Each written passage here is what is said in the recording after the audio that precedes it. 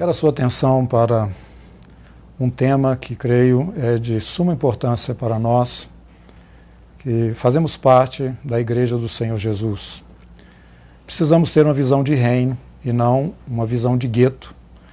E, infelizmente, temos vivido assim em vários espaços do nosso país, da nossa nação, Brasil, onde já temos uma concentração de cristãos evangélicos, pessoas que professam a fé em Cristo Jesus, em um número considerável em relação à nossa realidade próxima passada. Mas isso também nos traz para uma outra realidade, que é a nossa presença como igreja de Jesus aqui neste país tão abençoado, o nosso Brasil, em relação às demais nações. Isso me faz refletir um pouco também, é isso que eu gostaria aqui, como um integrante do Povos e Línguas, compartilhar com você. É hora de pensarmos um pouco mais a respeito do nosso papel dentro dessa conjuntura que inclui o tempo, a hora em que vivemos e também a situação em que vivem as nações no que diz respeito ao Evangelho do nosso Senhor e Salvador Jesus. Na verdade, nós vivemos num lugar muito abençoado. Podemos vivenciar a nossa fé com liberdade, podemos caminhar pelas nossas cidades, anunciando em qualquer ponto, em qualquer lugar, esta palavra que nos transformou. Mas não temos a noção exata do que se passa com irmãos nossos, com a Igreja do Senhor Jesus, em países até mesmo vizinhos ao nosso aqui. Então é o meu interesse despertar aí o seu coração e a sua mente também para este tema, que é para mim um tema que sobressai dentro de todo o Novo Testamento. As palavras finais de Jesus, sabemos, ide por todo mundo, pregar o Evangelho a toda criatura. Então Jesus mostrou claramente que o campo ia muito além da Jerusalém onde os discípulos estavam inseridos. Eles deveriam ir até os confins da terra levando esta mensagem. Mensagem esta que Paulo dizia que é o poder de Deus para transformar, independente de ser judeu ou gentio, qualquer criatura que, recebendo essa palavra, discernisse nela a ação de Deus em favor da sua própria vida e assim pudesse usufruir dessa salvação tão abençoada que hoje é a nossa realidade. Esse tesouro nós temos guardado dentro de nós e eu diria que a igreja brasileira está escondendo. Nós precisamos olhar para além das nossas fronteiras e entender que nós temos já um conteúdo muito grande em relação à necessidade que existe fora.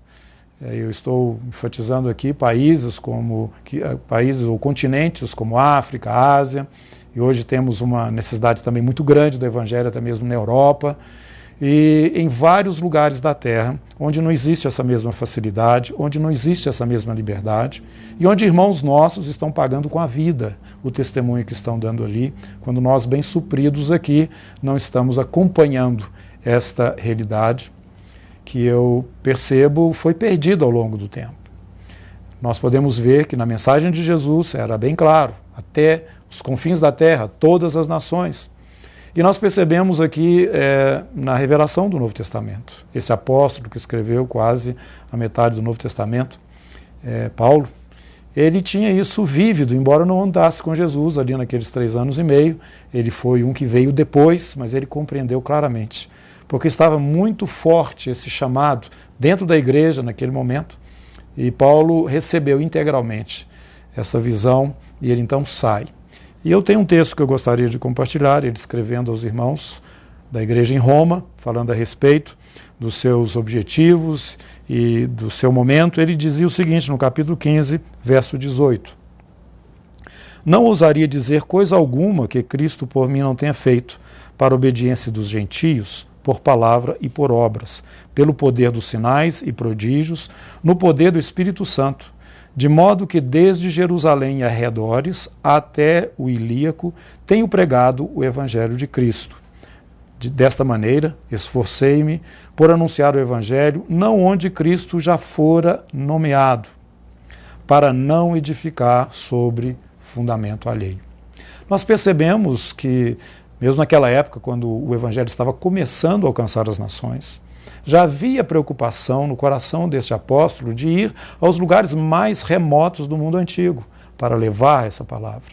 Ele entendia que em Jerusalém, Judeia, Samaria, regiões próximas, até mesmo Antioquia, de onde ele saiu para a sua viagem, já havia um testemunho ali. Mas enquanto outros lugares não havia nada. Cidades onde nem mesmo a comunidade judaica, que já tinha o conhecimento da antiga aliança, estava presente. Paulo então sai, entendendo essas palavras que o nosso Senhor Jesus havia dado, e então marcha rumo àqueles lugares mais distantes da terra. E nós temos hoje, aqui no relato do livro de Atos, o que este homem, com esta convicção e com esse chamado, pôde realizar pela graça do Senhor e no poder do Espírito Santo. Então, podemos ver na palavra de Deus que esta era uma realidade presente na igreja e que hoje, até certo ponto, desapareceu. Nós estamos descansados, numa condição favorável na nossa nação, e não temos percebido que dentro de cada ministério, em cada igreja que nasce e que se desenvolve, temos que ter inseridos dentro da visão e do trabalho, da ação prática dessa igreja, essas nações distantes, esses lugares que até certo ponto são inacessíveis até o momento da palavra do Senhor. Nós não podemos ter uma visão provinciana, nós como Igreja de Jesus temos um desafio para as nações, não podemos nos fechar dentro do nosso gueto, dentro da nossa denominação, dentro do nosso ministério, olhando apenas para aqueles resultados aparentes, visíveis, onde estamos. Mas precisamos semear nas nações. Precisamos entender que a obra do Senhor precisa ser realizada em todos os continentes da terra. Na verdade, Jesus é apresentado no livro do Apocalipse como o soberano dos reis da terra. Sabemos que ele há de voltar. Temos os sinais mostrando que este momento já se aproxima. E temos também, da parte do próprio Senhor Jesus, dizendo que antes que venha o fim, é necessário que esse evangelho seja pregado a todas as nações.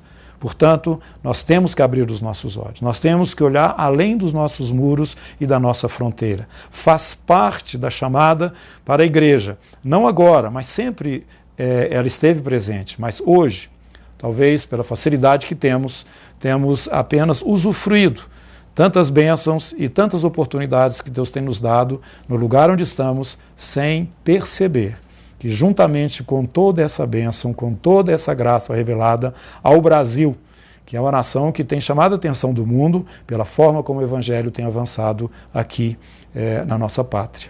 Mas temos também essa responsabilidade agora. O Brasil é um país, como igreja brasileira, que tem que responder a essa necessidade, porque nós não podemos reter a bênção do Senhor, não podemos reter esse tesouro maravilhoso que nos foi dado para que também estivéssemos compartilhando com outros. Na verdade, naquele dia, na presença do Senhor, nós vamos ter representadas todas as nações, todos os povos, todas as tribos, todas as línguas. E você tem que entender, nós temos que realmente aceitar que não estamos respondendo a contento a este desafio de levar a todas as nações, de levar a todas essas etnias esta verdade de Deus. Por isso você, embora tendo um ministério ou uma igreja, vamos dizer, pequena, você diria, mas isso está muito além da minha realidade. Não.